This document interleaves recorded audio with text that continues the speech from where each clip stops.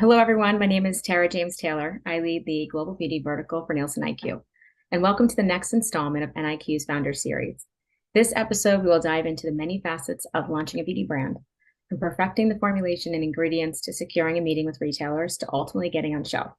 Each episode I host will shine a light on the challenges and successes of a startup beauty brand in an ever-growing and complex industry. Today, I'm very proud to share the story of one of our beauty trailblazers. Our Beauty Trailblazer program supports emerging minority-owned brands to help them elevate their business models. They will have access to NIQ tools, data, experts, speakers, mentors from both within NIQ as well as external industry partners. Our goal is to support the minority-owned businesses and expedite their journey to growth. Joining me today, I'm very pleased to introduce Līhau Willing, founder of Iwi Nails. Hi, See you nice to again. be here. Yeah, Thank good to see you you. again. And tell me, and where are you coming from today, Līhau? I'm calling in from Molokai. It's a small island in Hawaii. That's lovely.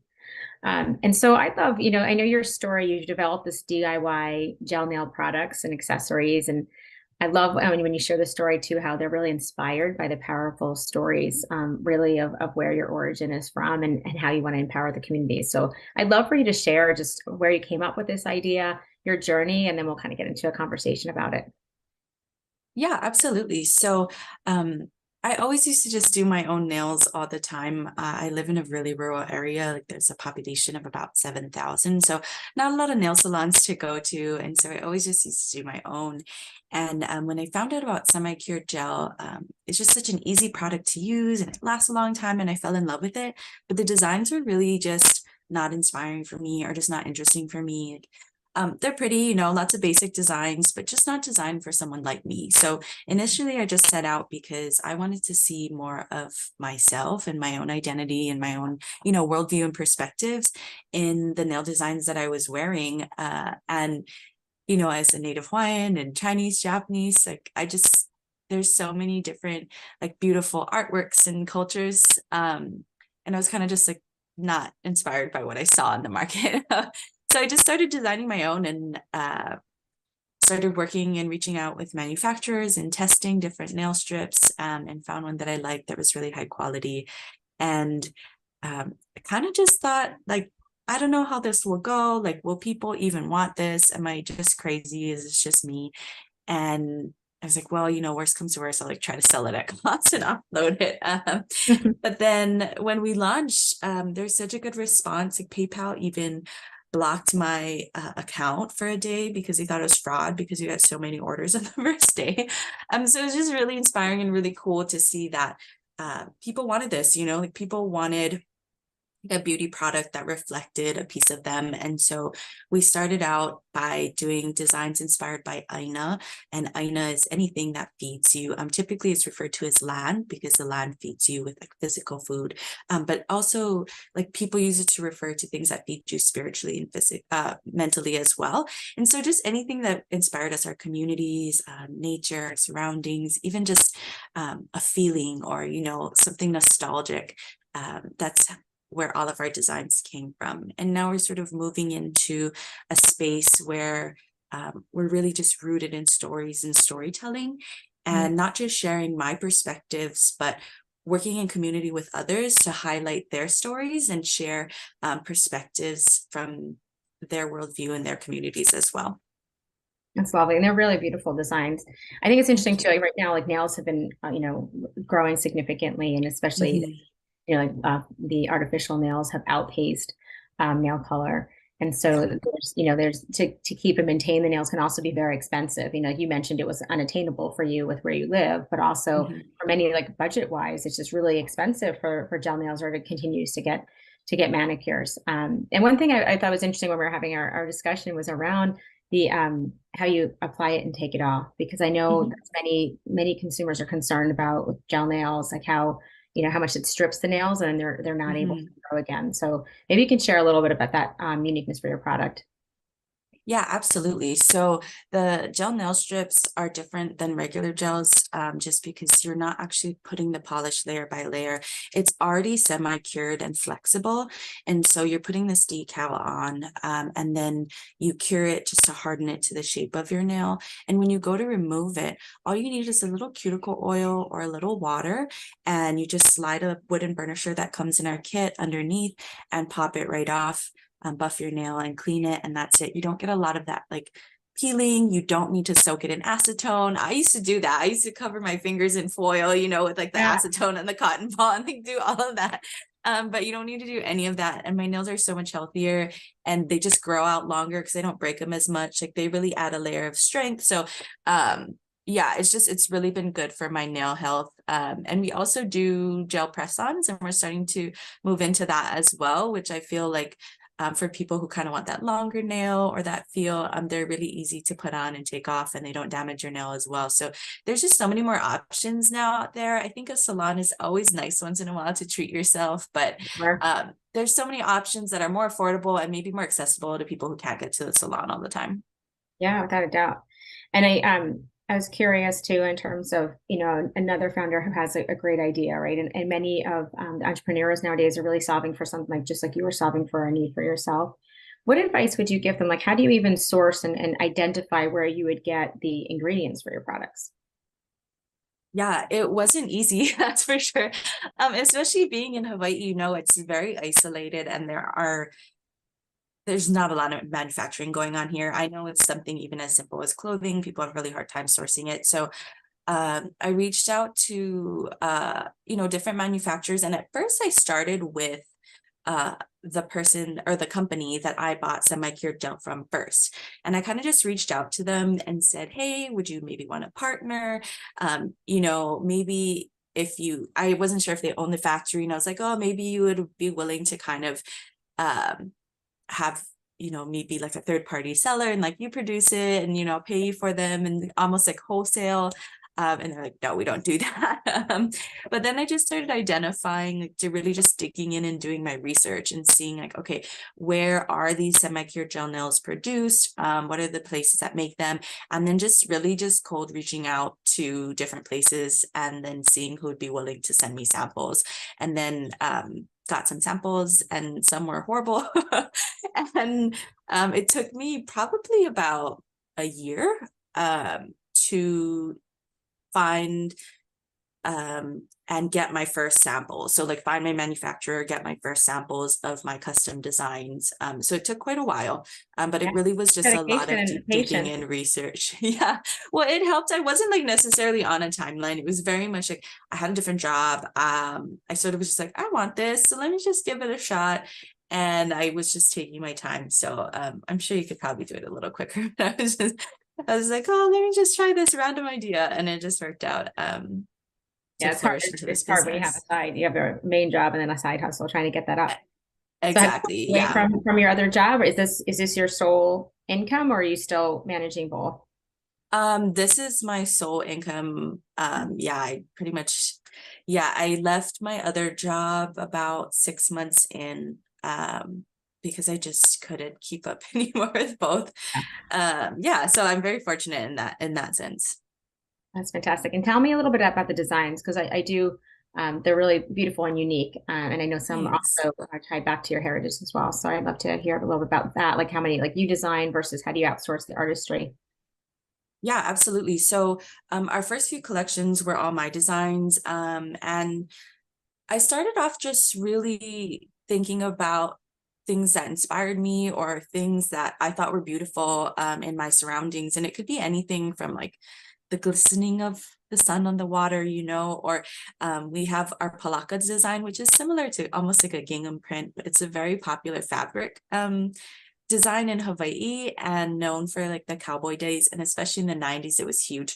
So it was like nostalgic for that, and that was coming back, so based some of it off of that.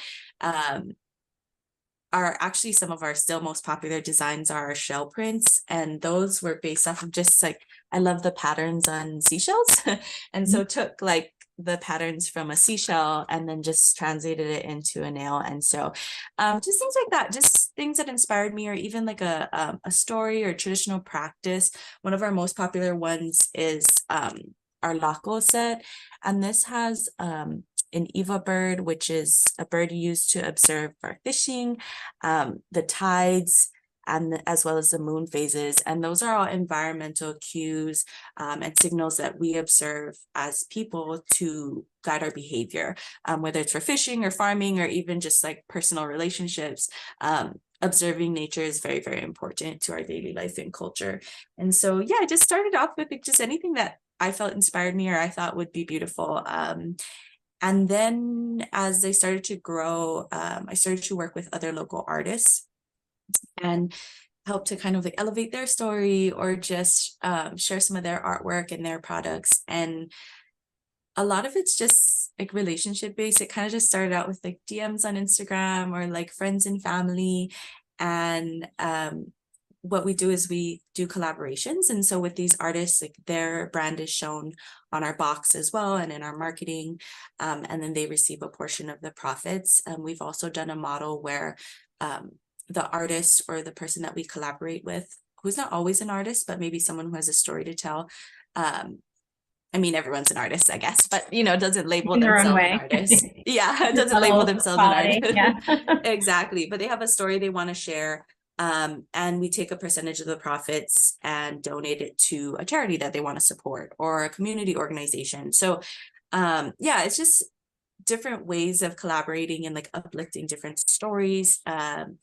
So yeah, it's half. Like I do some that are inspired by things that I feel like I want to share, and then some are working with in collaboration with others and sharing their stories. So yeah, a little bit of both. You mentioned marketing. So have you had experience marketing products before? Did you have to really onboard yourself with learning? Oh gosh, yeah, I had zero experience in marketing.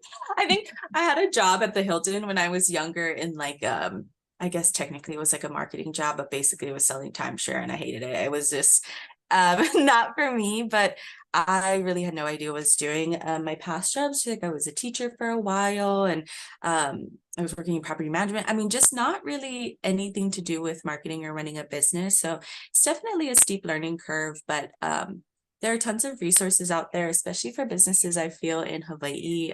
There's been a lot of accelerator programs coming up and free educational courses. So I've just been trying to take as many of those as possible and apply for as many as possible. I just participated in a program called Found Her. And it's an accelerator program for female founders who are identify as AAPI in Hawaii.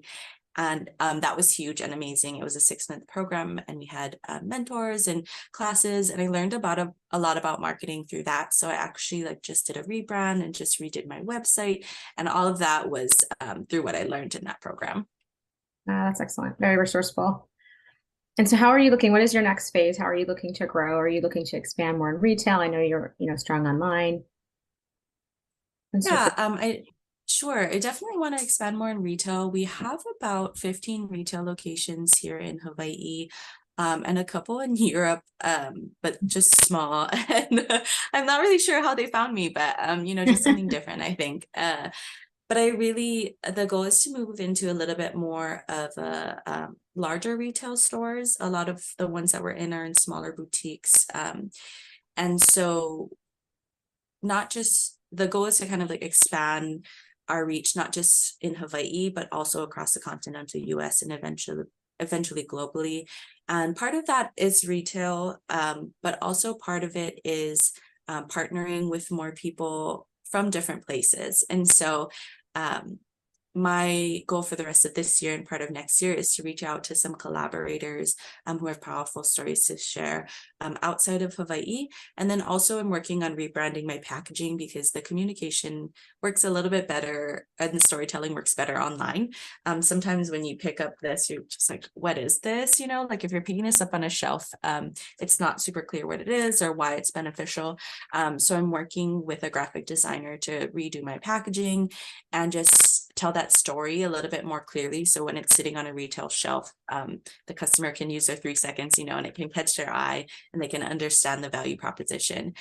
So yeah, just really working on framing myself to get into those bigger retail stores, and then also to partner with people outside of Hawaii.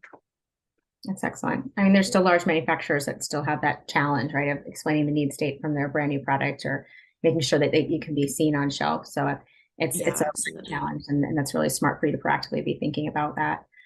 What's one piece of advice that you'd give? Like, there's founders that could be listening to this, trying to build and expand Mhm. their businesses. Anything that has been a lesson learned or a challenge that you've overcome, or any type of advice?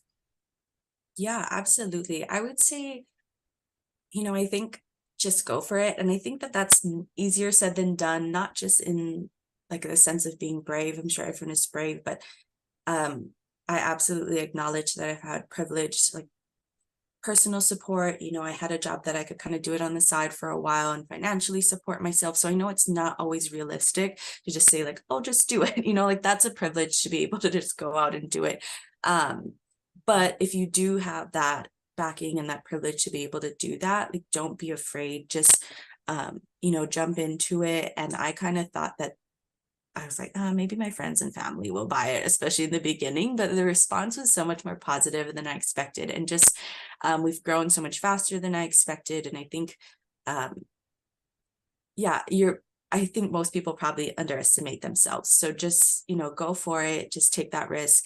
And also ask for help, use all of the resources you can, like apply for those grants, apply for those programs, like take those free classes. Because sometimes it might feel like I'm so busy, like I can't do one more thing. But I think that those resources and like those classes have helped me develop my business in ways that I couldn't have imagined by myself. Um, so I would just say like take those opportunities and just say yes when you can. It's great advice. And it's great. I mean, that, there's like, you have to know every angle of the business. So as much as education as you can give yourself. And it's fantastic that you've had so many resources local in your market, which is amazing. So my final question I always love to ask everyone is, what is your favorite current beauty personal care product that you're using today? Oh gosh, that is so tough. It can be your own, or it could be a shampoo or a lotion. Yeah, yeah. Well, I use my nails every single day. I never have anything not on my nails. I feel like part of it is the pressure. Like if people see me out in public, like now it's become a thing. I live in such a small community that people are like, You have to "Oh, represent you your do brand. exactly," and they like look at my nails, and if they're ever ugly, they're like. So I definitely like I use my gel strips and my press-ons constantly. But I would say my favorite beauty product right now is this oil from All Organics. It's a local company on the Big Island of Hawaii, and it's this serum, and I get like all these like crazy dry spots on my face, especially when it's dry, but it's humid right now in Hawaii. But I'll get these like dry patches around my mouth, and I just put that on, and it just heals it in a couple of days. It's amazing. So I'd really highly recommend checking out All Organics. She makes everything by hand and locally. So she does sunscreen, which I also love, but that serum, I think it's called Alohi serum. It's just like amazing magic. That's great. We all could use a little magic. Yeah. All right. Well, thank you so much. I really appreciate you taking time out of your day. I wish I was there to be there Thank in you for person having with you me. because a little bit more beautiful than New Jersey, but it's a I'm pleasure. sure Jersey is beautiful too. It is in its own way. Absolutely. Yeah, Thank you so much. I wish you the best of luck. I know we'll see each other throughout the program. absolutely. Thank you. It's been a great discussion. Thank you. So this has been another episode of NIQ's Founder Series, where we dive deep with some of the most innovative brands and founders to unpack how brands launch and grow in the CPG space. This video is brought to you by NIQ, where we are revolutionizing the CPG industry and democratizing data and analytics for emerging brands. To learn more, check out niq.com/Byzzer, Byzzer. And for all of you beauty enthusiasts, ensure to check out our Beauty Hub and latest trends and sign up for the newsletter. You can also click on the QR code to join the Beauty Inner Circle. That'll give you unlimited access to all of our beauty thought leadership, content, events, and a private LinkedIn community. So thanks for joining us today, and stay well.